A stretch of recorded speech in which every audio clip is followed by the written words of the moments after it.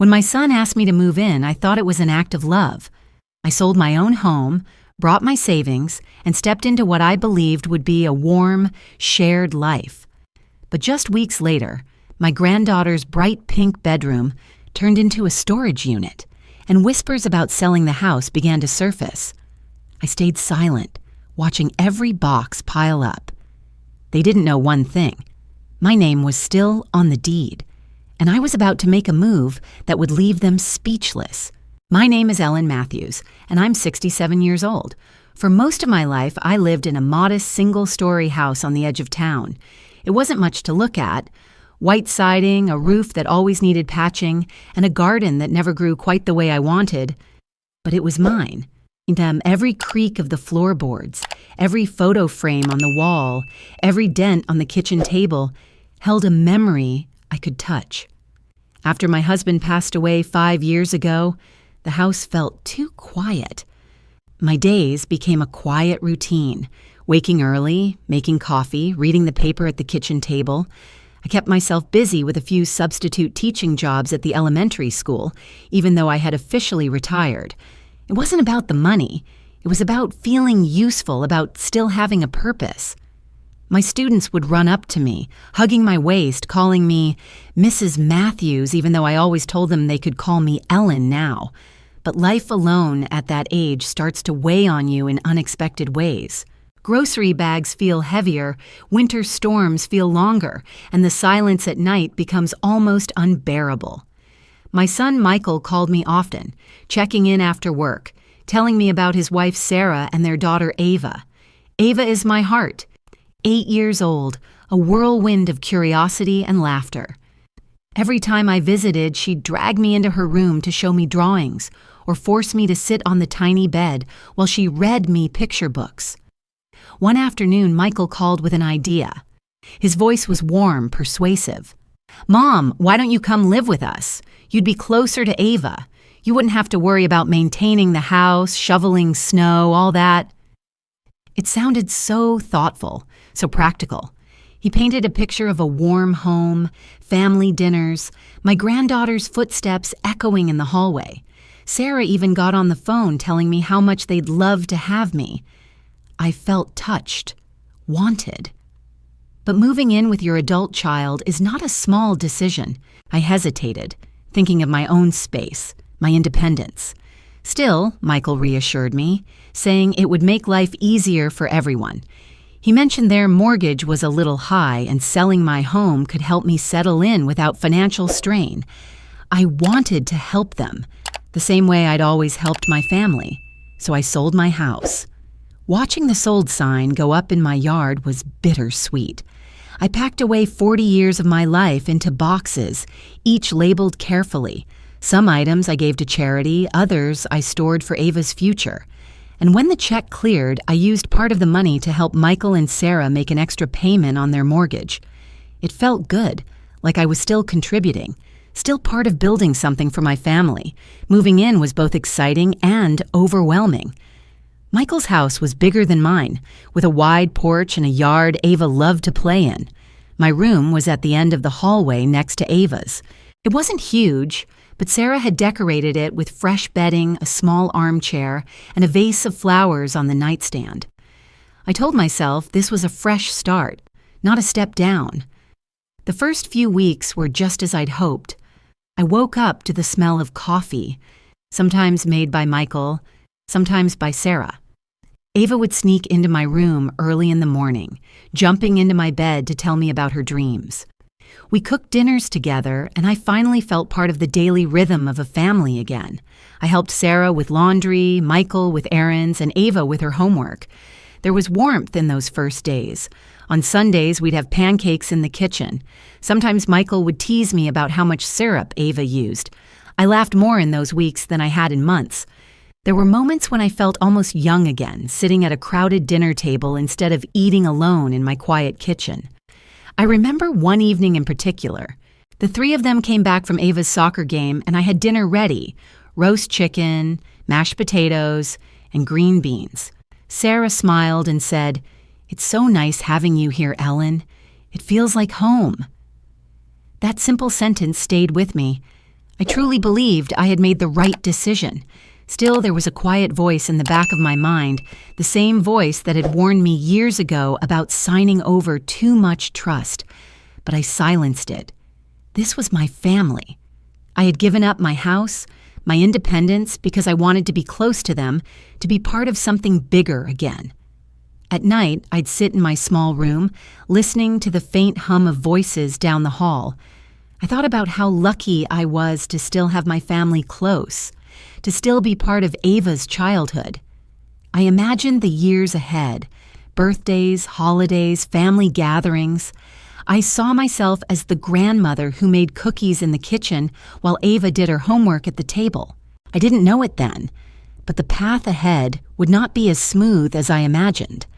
For now, in those first few weeks, I felt safe. I felt wanted. And above all, I felt certain I had found my place again.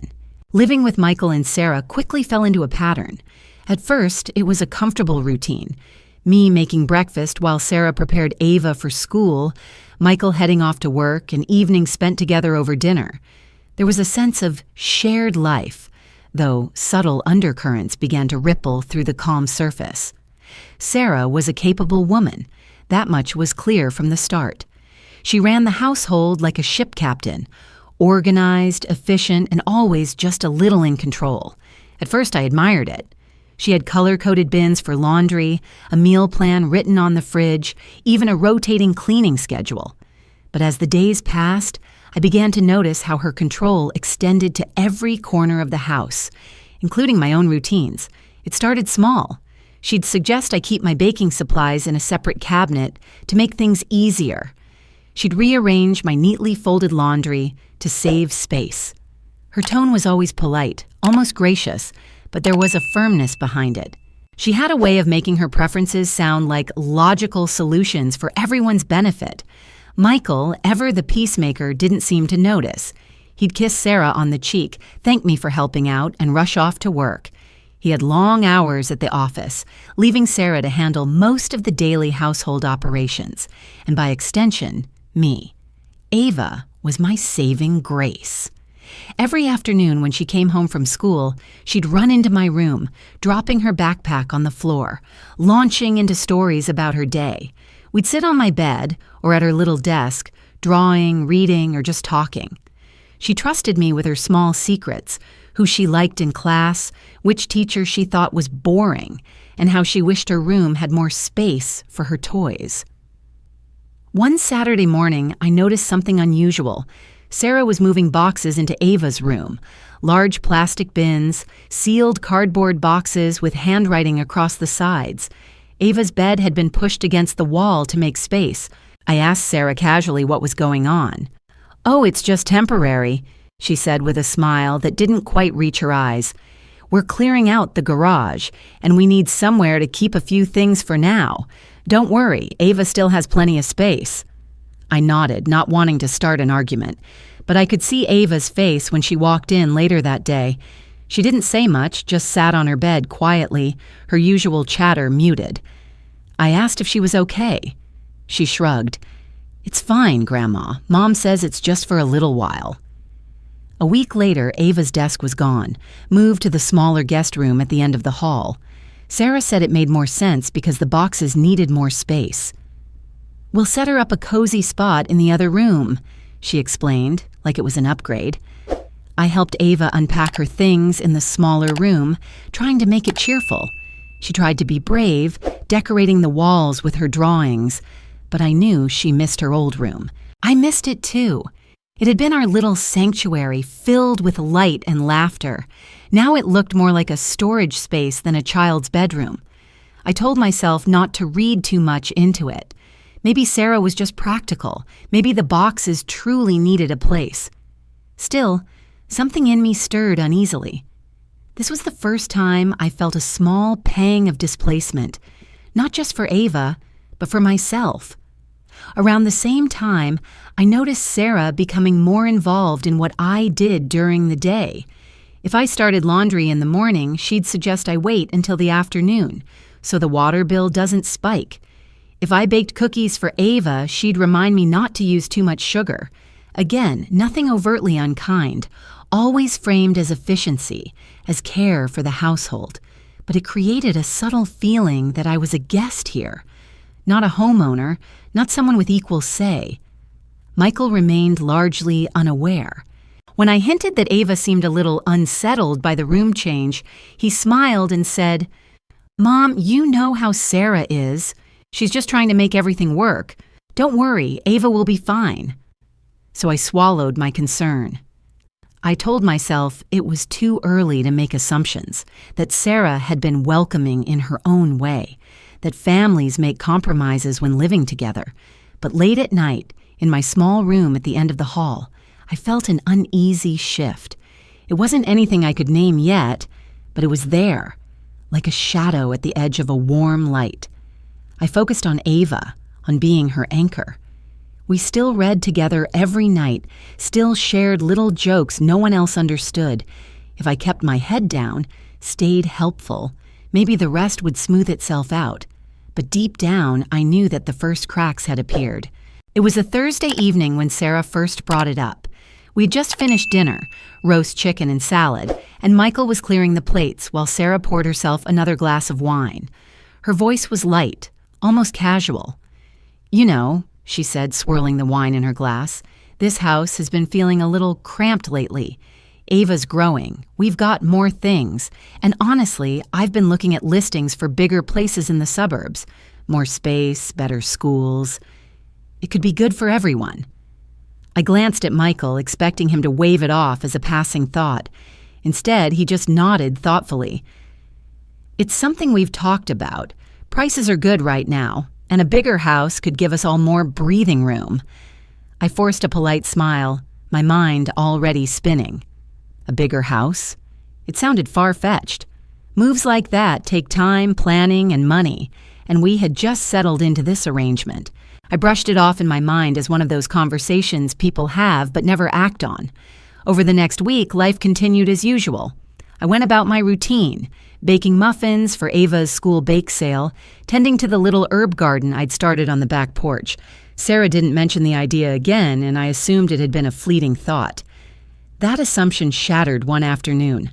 I was coming back from the grocery store carrying 2 bags of produce when I heard voices in the living room. I paused just outside the doorway, not wanting to interrupt.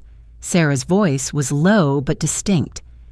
"We've had a couple of serious inquiries already. One couple loves the location, and they're pre-approved." Michael's voice followed. "That's great. What's the next step?" I frowned, shifting the bags in my arms. There was a third voice, smooth, professional. "I can get the paperwork started and schedule a showing. If we move quickly, we could have this house under contract within weeks." My stomach dropped. A real estate agent. I stepped back quietly, my heart pounding in my chest. I waited until the voices moved toward the kitchen before slipping into my room, setting the grocery bags on the bed without realizing I hadn't even put the milk in the fridge. My mind was racing. They were selling the house I was living in, the house I had helped pay for. I sat down, my hands trembling slightly. This wasn't just idle talk anymore. They had an agent. They had potential buyers. And I, who had given up my own home to move here, hadn't even been told. That evening at dinner, nothing was said. Sarah chatted about Ava's school project. Michael talked about a big meeting at work. I pushed my food around my plate, nodding at the right moments, but my mind was elsewhere. Later, when Ava was in bed, I tried to bring it up. "Michael," I said quietly, "Sarah mentioned something the other night about moving. Is that still an idea?" He looked slightly uncomfortable, glancing toward Sarah, who was flipping through a magazine on the couch. "Mom, we're just exploring options. Nothing's set in stone. It could be good for all of us. More space, maybe a yard for Ava to play in. Don't worry, we'd make sure you're comfortable too." His words were meant to reassure, but there was something in his tone, a carefulness, that only deepened my unease. When I went to bed that night, the walls of my small room felt closer somehow. The security I'd felt when I first moved in had shifted. replaced by an uneasy awareness. The next day, I heard Sarah on the phone in the kitchen, her voice bright and professional.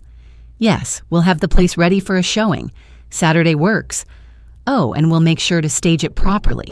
Stage it. The phrase rang in my ears. I wasn't just a guest here anymore. I was an obstacle to be moved when convenient. I sat on my bed, staring at the boxes I had unpacked months ago when I thought this was my permanent home. My name was on some of the bills, I had given the money for the mortgage, and yet here I was, the last to know about the sale of the house I was living in.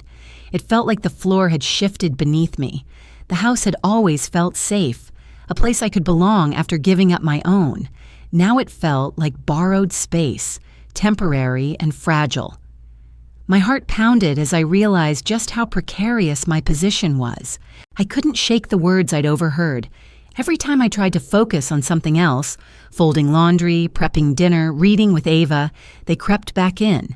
Serious inquiries, pre-approved buyers, showings scheduled. It played in my head like a broken record, reminding me that my place here wasn't as secure as I thought. That night, after Ava went to bed, I sat in the living room with Michael. He was scrolling through his phone, looking tired from work. I decided to try one more time. "Michael," I began carefully, "I need to know what's really going on with the house. I heard you and Sarah talking to a real estate agent. Are you selling it?" He looked up, startled. His expression softened when he saw my face, worry etched across it. "Mom, it's not like that. We're just exploring options. If we sell, it'll be for the good of everyone, yet you'll still have your own space. It's just about making life better for all of us." To us, the words were meant to calm me, and for a brief moment, they did. Michael had always been the reasonable one, the child I could count on. Hearing him promise that I would be taken care of gave me a fragile thread of hope. Maybe I was overreacting. Maybe this really was about better schools for Ava, more room for the family. Maybe Sarah's boxes and constant rearranging were just part of making the house more presentable for potential buyers, not a way of pushing me aside. That night, I went to bed telling myself things might turn out okay. Michael wouldn't let me be left behind. The next afternoon, I was helping Ava with her homework at the kitchen table. She was chattering about her friends, coloring in the margins of her math worksheet, when she looked up at me with that straightforward innocence only children have.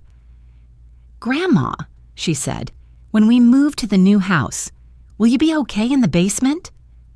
I froze, my pen hovering over her paper. "The basement?"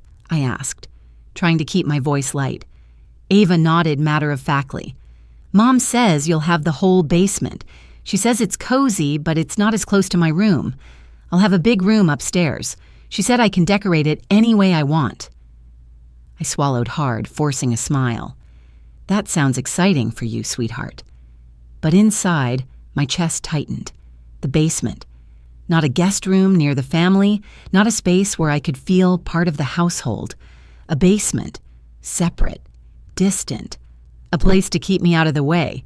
The fragile thread of hope I'd been holding onto snapped. I excused myself, telling Ava I needed to check on something in my room. Closing the door behind me, I sat down on the bed and stared at the floor.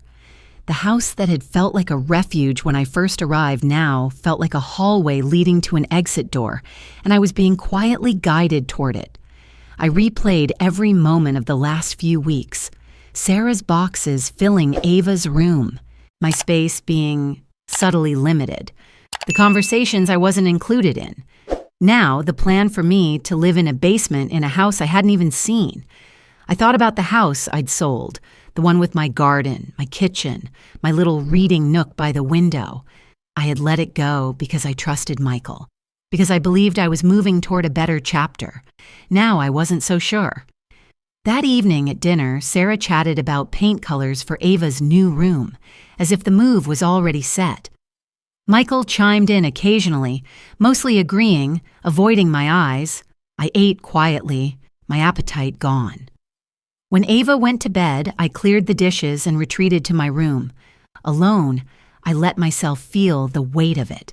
The betrayal, the disappointment, the sharp sting of realizing that while Michael might believe he was acting for the good of everyone, no one had actually asked me what I wanted.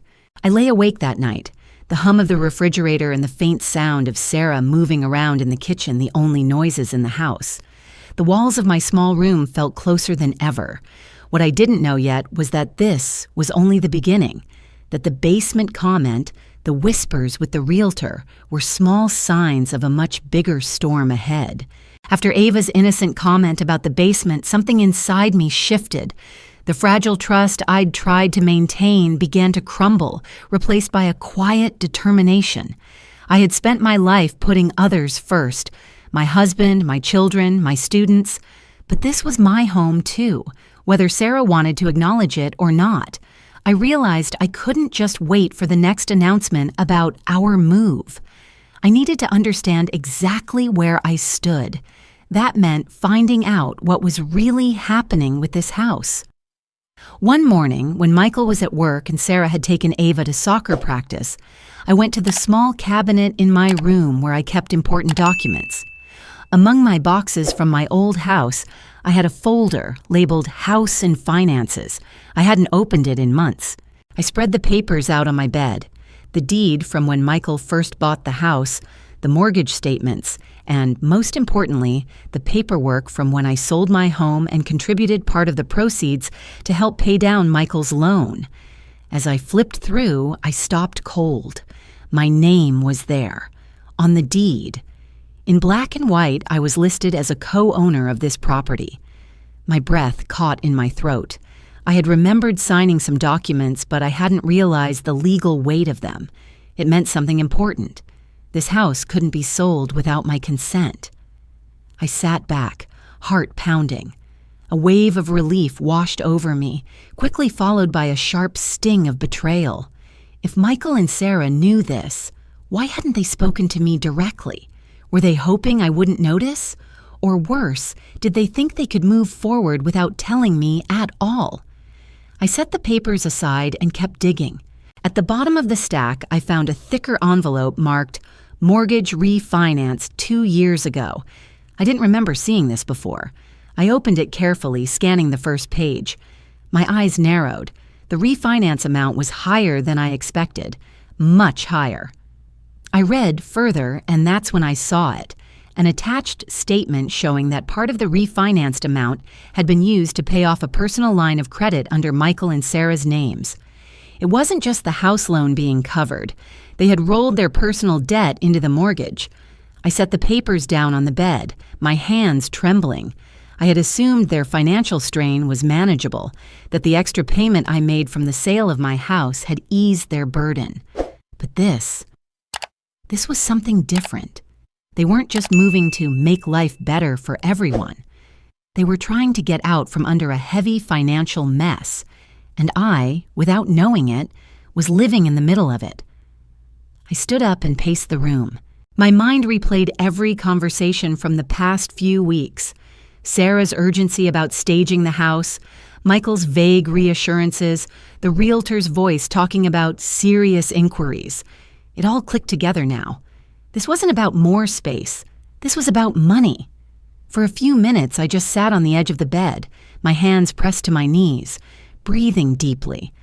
The shock was sharp, but beneath it was something else, a rising sense of control. For the first time since I'd overheard the realtor, I had information. Real information. I picked up the deed again, running my finger over my name. They couldn't sell this house without me. They could talk to all the buyers they wanted, but unless I signed those papers, nothing would happen. It was a small anchor in the middle of a storm. I tucked the documents back into the folder, but I didn't return it to the cabinet. Instead, I placed it in my dresser drawer, under a stack of sweaters. I wanted it close, in case I needed to act quickly. That afternoon, Sarah returned from practice with Ava, her voice cheerful as she announced plans for dinner. I kept my expression calm, my tone light. I didn't want her to see that anything had changed. If she suspected I knew what I knew, she might try to maneuver faster. Michael came home later, tired and distracted. Over dinner, he mentioned in passing that the realtor had found a couple more interested parties. I smiled, nodded, and kept my fork moving. Inside, I was processing everything. The betrayal was real, but so was the opportunity. I had leverage, and I planned to use it. That night, lying in bed, I thought about the years I'd spent teaching. One thing I'd learned from dealing with classrooms full of unpredictable students. Sometimes silence is your best strategy. If you speak too soon, you lose your advantage. So I would wait. I would observe. And when the time was right, I would act. Over the next few days, I began to pay closer attention to everything happening in the house. I noticed Sarah sorting through closets, boxing up items, labeling things for move. I caught snippets of her phone calls, mentions of the new place and our timeline. I didn't confront her, not yet. Instead, I took walks around the neighborhood, chatting casually with neighbors, keeping my ears open. One afternoon, Mrs. Kent from next door mentioned she'd seen a couple looking at the house last weekend. She assumed I already knew. I smiled and played along, but inside, I was already filing that away. The more I learned, the clearer it became. Michael and Sarah were acting as though the house sale was inevitable, but they were forgetting one crucial detail. I wasn't just a bystander. That realization didn't erase the hurt. I still felt the sting every time I thought about Ava's basement comment, every time I remembered Sarah's cheerful but calculated words about a bigger, better home. But it steadied me. Knowledge is power, I reminded myself. And for the first time in weeks, I felt a little less like someone being swept along and a little more like someone holding the map. The more I stared at my name on that deed, the more I realized I needed professional advice. It wasn't enough to assume what my rights were. I needed someone who could confirm them, someone who could tell me exactly what power I had. The next Monday morning, when Michael and Sarah were both at work and Ava was at school, I picked up the phone and called an old friend from my teaching days, Nancy. Her husband was a real estate attorney. Within an hour, I had an appointment scheduled. I took the bus downtown, clutching my folder of documents like a lifeline. The attorney, Mr. Adams, was a calm man in his 60s who reminded me a little of my late husband. Patient, measured, and with a sharp mind beneath his gentle tone. I laid out everything. The deed, the mortgage refinance papers, the situation as I knew it. He listened without interrupting, scanning the documents with a practiced eye. When he finally looked up, there was a hint of surprise in his expression. "Mrs. Matthews," he said, "you are a co-owner of this property. Legally, the house cannot be sold without your signature. If your name is on the deed, any sale requires your full consent. No consent, no sale." Relief flooded through me, but it was tempered by a deep sense of betrayal. Michael must have known this, Sarah too, if she'd read the paperwork, and yet they had gone ahead with showings, buyers, plans, without saying a word to me. Mr. Adams leaned forward. "You're in a strong position, but my advice? Don't confront them yet. Hold on to this information until you need to use it. That way you're not giving them time to maneuver around you." I nodded slowly. His advice made sense. My instincts told me the same thing. This wasn't the moment to announce what I knew. I thanked him and left the office, the folder tucked even more securely under my arm. On the bus ride home, I stared out the window, my thoughts racing. I felt stronger now, still hurt, still unsettled, but no longer powerless. When I got home, Sarah was in the kitchen unpacking groceries. I smiled, asked about Ava's practice, and offered to help with dinner as though nothing had changed. For the next few days, I made a point of acting completely normal. I joined in at family dinners, read to Ava at night, even offered to bake cookies for Sarah to take to a work event. Outwardly, nothing in my demeanor suggested I knew about the realtor, the showings, or my legal position. But inside, I was keeping track. One afternoon, while Sarah was on a call in the kitchen, I overheard her mention the realtor's name, Mark. The next morning, after they left for the day, I looked him up online. His office was just 15 minutes away by bus. I called ahead, introduced myself as a co-owner of the property, and asked to stop by. There was a pause on the other end, but then he agreed. When I arrived, Mark greeted me with a professional smile that didn't hide his surprise. "Mrs. Matthews," he said, "I wasn't aware you were involved in the sale process." "I imagine you weren't," I replied, keeping my voice polite. "But as a co-owner, I like to stay informed." He cleared his throat, shifting uncomfortably. "Of course. Well, the property has generated quite a bit of interest. We've had several viewings scheduled, and there's another one this weekend." There it was. Confirmation. The sale wasn't just an idea, it was actively in motion. I smiled faintly, though my heart was pounding. "That's interesting to know. I'll be sure to keep an eye on how things progress." He hesitated, clearly uncertain about where this left him. I didn't elaborate, just thanked him for his time and left. On the bus ride home, I felt a strange mix of emotions.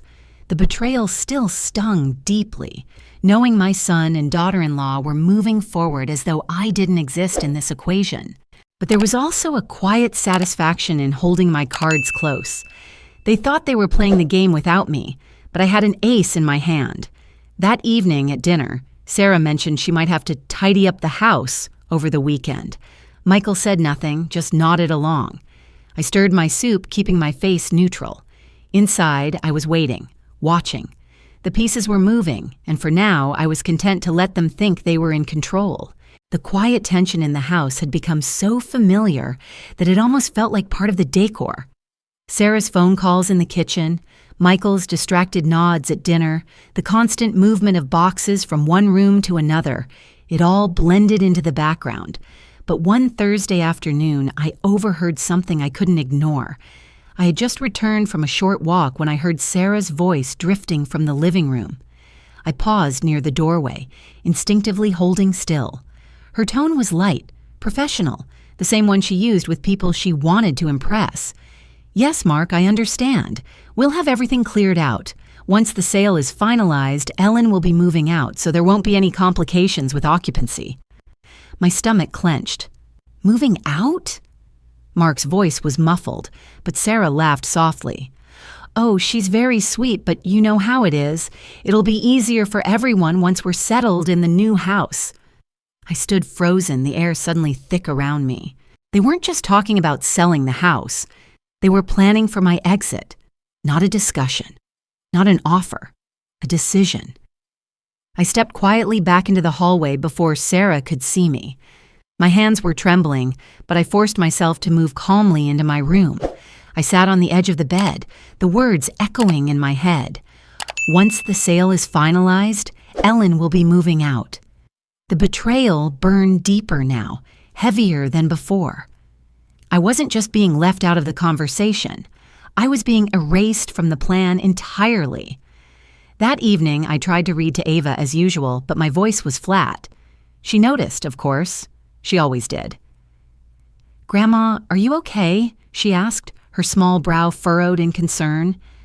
"I'm fine, sweetheart," I said softly, kissing the top of her head.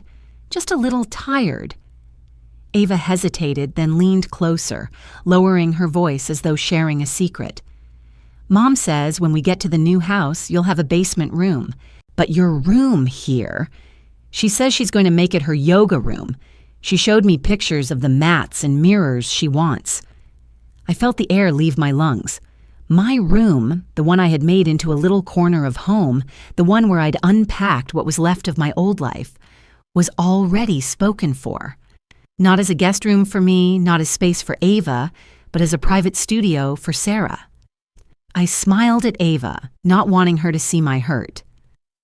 "That sounds nice for your mom," I managed. But inside, something hard and cold was settling in. After Ava went to bed, I sat in my room alone, staring at the walls. My eyes landed on the little vase of flowers on my nightstand, the framed photo of my late husband on the dresser.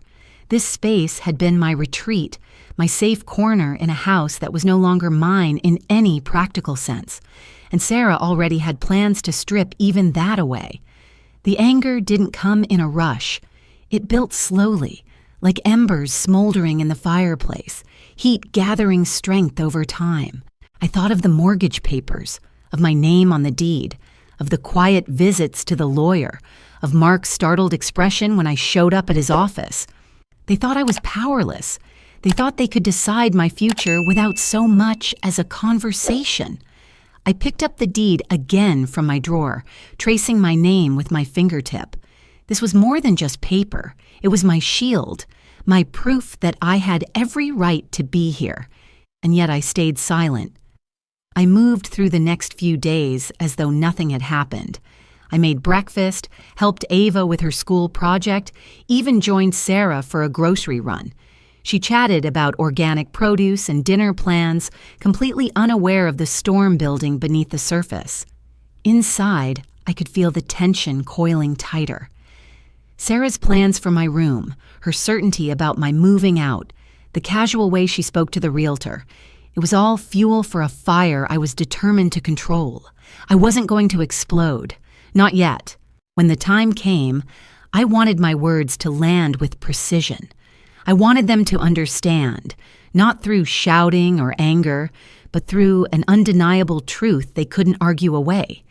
So I waited. I smiled, and I kept the embers burning quietly in my chest. The words Sarah spoke to the realtor echoed in my mind for days. Once the sale is finalized, Ellen will be moving out. It was more than just a decision. It was an erasure of my place in this house. But if they thought they were going to sweep me aside quietly, they had underestimated me. I waited until a weekday morning when Michael was at work and Sarah had taken Ava to school. I dressed neatly, tucked my folder of documents into my tote bag, and took the bus to Mark's office. The receptionist looked surprised when I introduced myself. "I'm here to see Mark Johnson. Please tell him Ellen Matthews is here regarding the Maplewood property."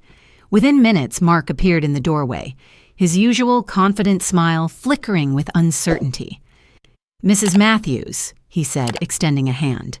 "This is unexpected." I returned the handshake with a polite smile. "I'm sure it is.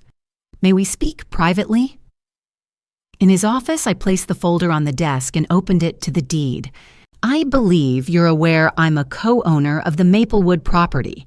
What you may not know is that I have no intention of selling. And as you know, without my signature, there will be no sale." Mark hesitated, his professional mask slipping slightly. "Mrs. Matthews, of course I'm aware of the ownership details, but I was under the impression that the sale was a joint decision between you, Michael, and Sarah." "That impression is incorrect," I said calmly. "The decision has not been discussed with me in any formal way, and I have not agreed to it. In fact, I am formally instructing you to remove the property from the market immediately." He leaned back in his chair, clearly calculating the implications. "If that's your decision, I'll have to abide by it. I'll inform the buyers." "No," my voice was firm. "You will remove the listing, but you will not inform Michael or Sarah just yet. I will handle that myself when the time is right." Mark blinked, caught off guard. "Mrs. Matthews, that's unusual." I smiled faintly. "Let's just say I prefer my timing. When I speak to them, I want it to be memorable." He hesitated, then nodded. "Understood. I'll have the listing withdrawn by the end of the day." I left his office feeling a strange mix of satisfaction and anticipation. For the first time since all this began, I wasn't reacting. I was leading. Back at home, I tucked the updated paperwork from Mark into my drawer alongside the deed. It felt heavier now, as though it carried the weight of the decision I'd just made. Over the next few days, I moved through the house as though nothing had changed. I cooked dinners, chatted with Ava, listened to Sarah's endless plans for the new place. All the while, I kept my expression neutral, my voice warm, my movements unhurried. Inside, though, I was preparing. I organized my documents, deed, legal confirmation, correspondence with the realtor, into a neat, undeniable package. I made sure every page was in order, every signature clear. I thought about when to reveal what I'd done. A casual conversation wouldn't do. This needed to happen in a way that left no room for doubt, no opportunity for them to twist the story or prepare excuses. A family dinner seemed right. It was the setting for most of our important conversations, a place where Michael and Sarah were comfortable, unguarded. And it was a place where Ava would be nearby, a reminder of what was at stake. Each evening as we sat around the table, I imagined the moment. Michael announcing that an offer had been accepted, Sarah smiling confidently, and then me, quietly placing the papers on the table, watching their faces change as the truth sank in. The thought kept me steady. It wasn't revenge in the cruel sense. It was justice, delivered with precision. The weekend approached, and I knew the timing was close. Sarah was fussing over cleaning the house, muttering about making everything perfect. Michael seemed tense, though he avoided specifics. I kept my silence, my ace tucked away until the perfect moment. The air felt unusually light that Sunday evening. Sarah had set the table with more care than usual, placing cloth napkins instead of paper, even lighting the small candles in the center. I could sense her excitement in the way she moved, her smile a little too bright, her voice just a touch too controlled. Michael was in a good mood, whistling softly as he poured himself a glass of water. Ava sat across from me, swinging her legs under the table, oblivious to the undercurrent between the adults. Dinner began like any other. Michael asked Ava about school. Sarah talked about a new yoga instructor she'd met. I kept my hands steady, my face calm, my mind focused on what I knew was coming. About halfway through the meal, Michael cleared his throat, his eyes glancing briefly at Sarah before turning to me. "Mom, we've got some exciting news," he began, his voice upbeat. I looked up from my plate, feigning polite curiosity. "Oh, what's that?" He leaned forward slightly. "We've had a lot of interest in the house and, well, we've accepted an offer. The buyers are solid. It's all moving along faster than we expected." Sarah's smile widened. "It's going to be such a positive change for all of us," she added, her tone syrupy. I let a moment of silence stretch, as though I were absorbing the news. My fork rested neatly on my plate. Ava glanced between us, sensing the pause but not understanding its weight. Then I smiled faintly. "That is interesting," I said softly. "But there's one small detail you might have overlooked." Michael's brows drew together. "What do you mean?" I reached down beside my chair, lifting the neat leather folder I had placed there before dinner began.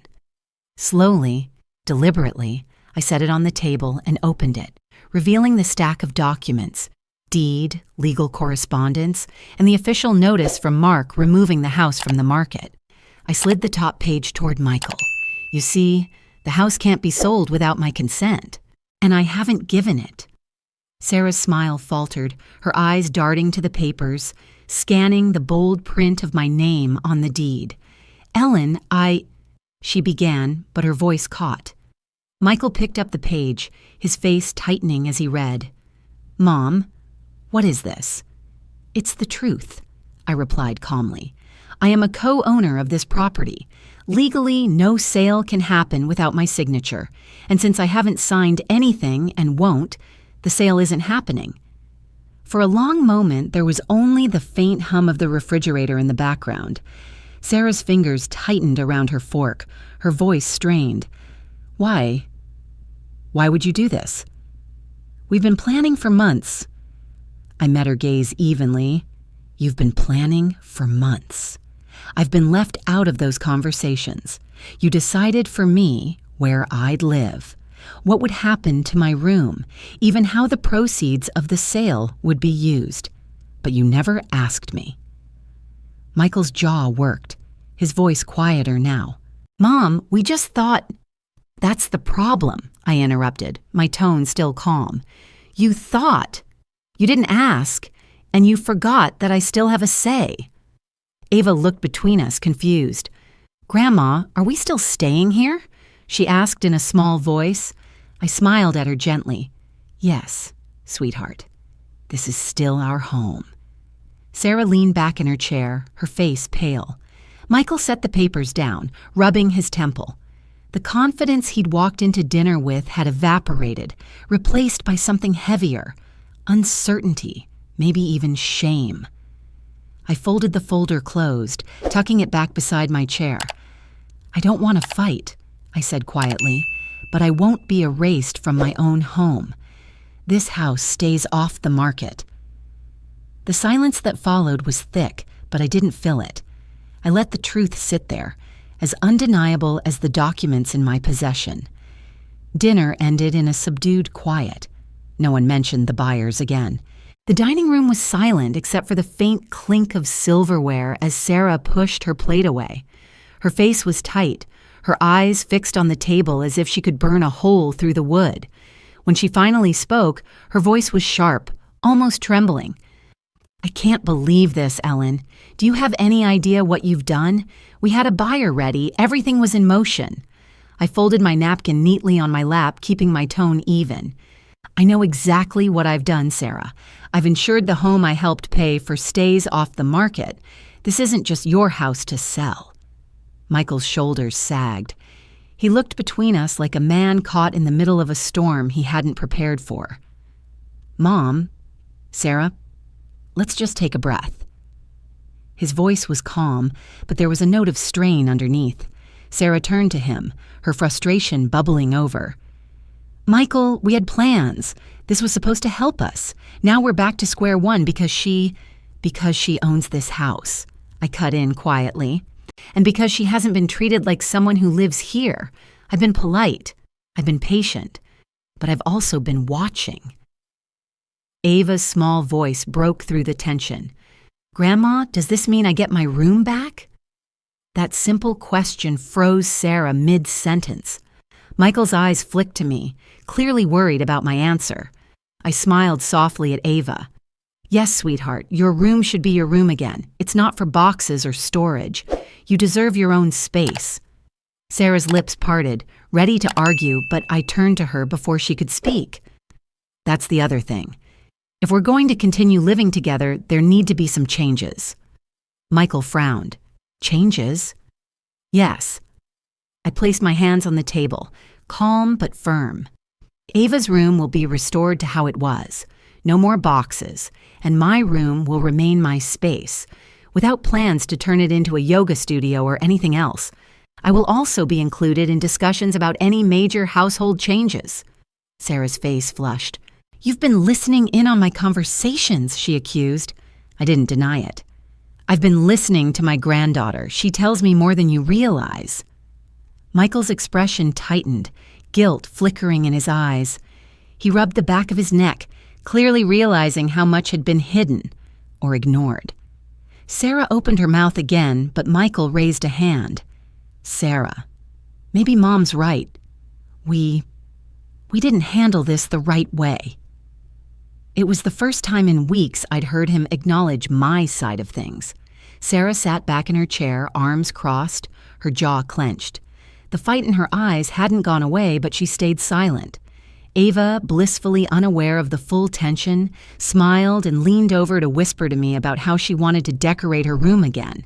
Fairy lights, her old pink rug, the bookshelf that had been moved into the hallway. I glanced at Sarah, then at Michael. This isn't about winning or losing, I said finally. It's about respect.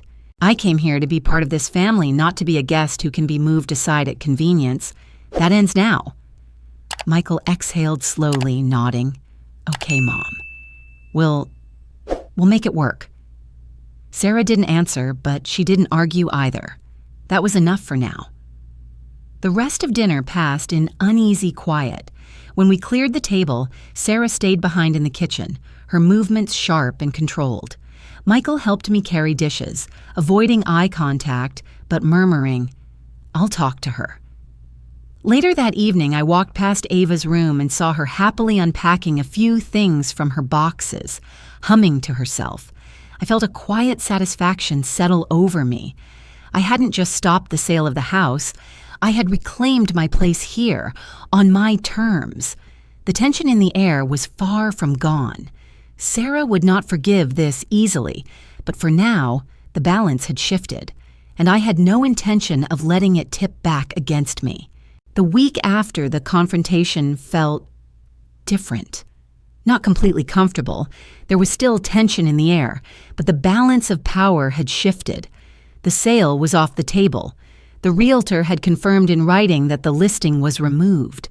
Michael and Sarah couldn't push it forward without my signature, and now they both knew I wasn't going to sign. That simple fact seemed to force a quiet recalibration of how they treated me. Michael was the first to show signs of change. He started making more of an effort to talk to me, checking in about little things, Ava's school events, dinner plans, even just how my day had been. His voice was careful, but there was a sincerity to it. I could tell he was trying to rebuild trust, even if he didn't quite know how yet. Sarah, on the other hand, was polite. Overly polite, almost to the point of stiffness. She no longer made little comments about where my belongings should go or how I should adjust to the household systems. It wasn't warmth exactly, but it was restraint. And restraint, for Sarah, was a big change. One evening after dinner, I decided it was time to make my position clear. I called Michael and Sarah into the living room while Ava was upstairs playing. "I think we need to have a conversation," I began, my tone even but firm. Michael shifted uncomfortably. "About what?" "About living arrangements," I said. "Now that the house isn't being sold, it's time we set some clear boundaries so this doesn't happen again." Sarah crossed her arms but stayed quiet. I looked directly at both of them. "First, my room is my space. It will not be repurposed, reassigned, or discussed without my agreement. Second, Ava's room will be restored to its original state. No more boxes, no more storage. She deserves to feel at home in her own room. And third, I will be included in any significant household decisions. This is my home too, and I won't be treated like someone who is just staying here temporarily." Sarah's lips tightened, but Michael nodded slowly. "That's fair," he admitted. Sarah finally spoke, her tone controlled. "Fine. Ava can have her room back, and your room is yours. I just hope we can move past all this." "I hope so too," I said, meeting her gaze evenly. "But moving past it requires respecting each other." The conversation ended without fireworks, but with something more important: agreement. The next day, I saw the first sign of change. Michael helped Ava carry her desk and bookshelf back into her room. The boxes were moved into the garage, despite Sarah's tight expression as she directed where they should go. Ava's face lit up as she unpacked her books and lined them neatly on the shelves. "Grandma, look, it's just like before," she said, throwing her arms around me. Moments like that reminded me why I had stayed quiet for so long, why I had chosen to act with precision instead of anger. This wasn't just about me. It was about preserving a home for Ava, about keeping stability in her little world. Over the next couple of weeks, the household began to settle into a new rhythm. Meals were less tense. Michael seemed more present, sometimes even suggesting we all eat together instead of everyone drifting to separate rooms. Sarah still kept her distance emotionally, but she respected the new boundaries. She didn't mention the new house anymore, and she no longer spoke to the realtor in hushed tones within earshot. For my part, I kept my end of the unspoken agreement. I didn't gloat. I didn't bring up the confrontation at dinner. I simply lived my life as I had before, but now with the assurance that my place here was secure. One quiet afternoon, while Sarah was out running errands and Michael was at work, Ava came to find me in the kitchen. "Grandma," she said, her voice full of excitement, "can we put the fairy lights back up in my room?" I smiled. "Of course we can. Let's make it even better than before." We spent the next hour stringing lights along the walls, arranging her pillows, and setting up her reading corner just the way she liked it. When we finished, she stood in the doorway, beaming. "It feels like my room again," she said softly. That was the moment I knew I had done the right thing. In the evenings, I would sit in my own room, looking around at the familiar arrangement: the vase of flowers, the framed photo of my husband, the books I'd brought from my old house.